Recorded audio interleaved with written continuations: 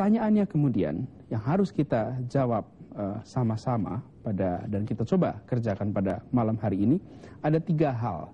Yang satu adalah biaya korupsi itu sendiri, yang kedua kemana uang hasil korupsi itu pergi, dan yang ketiga bagaimana kita bisa mengefektifkan institusi-institusi yang selama ini bertugas untuk menyelesaikan persoalan korupsi. Nomor 1, cost of corruption, atau biaya dari korupsi itu sendiri. Kita coba lihat data berikut ini. Ini data dari ICW, sumbernya adalah 9 kerugian negara di 9 provinsi yang di sana terjadi korupsi. Anda lihat di situ total ini sampai dengan tahun 2004 dan berikutnya sampai dengan tahun 2009 itu hampir 2 atau lebih dari 2,4 triliun rupiah. Angka ini cukup fantastis, tapi coba kita lihat dalam perspektif. Coba kita lihat data berikutnya.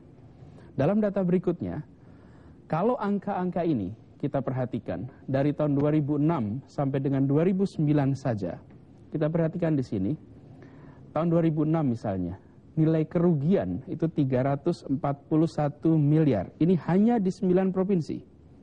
Kalau kita gunakan UMR Jakarta, di mana penghasilan UMR Jakarta sekitar 9,7 juta per tahun, maka ada 35.000 orang yang bisa dihidupi dari dana itu.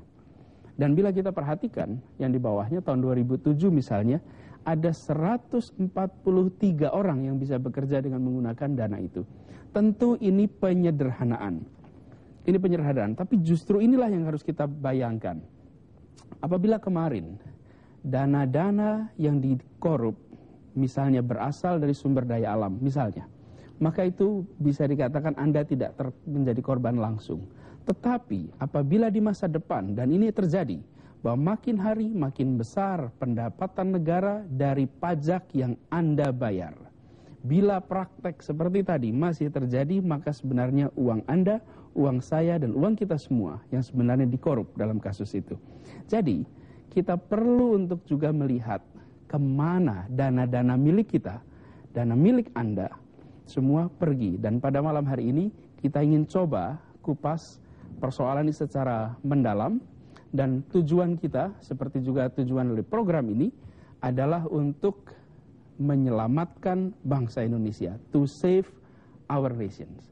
Dan mudah-mudahan nanti kita bisa kaji lebih jauh, Rida, dengan tamu-tamu yang kita undang pada malam hari ini. Ya, dan tadi angkanya cukup fantastis ya, tahun 2007 kerugian negara yang diderita bisa menghidupi 140.000 orang, Mas Anies. Baik, pemirsa, kita sudah tahu besar sekali jumlahnya, namun kemana larinya uang tersebut dan bisakah kita mengembalikan uang tersebut untuk masuk kembali ke kas negara? Itu pertanyaannya, kita akan bahas nanti dengan beberapa narasumber setelah jeda berikut. Tetaplah di Save Our Nation.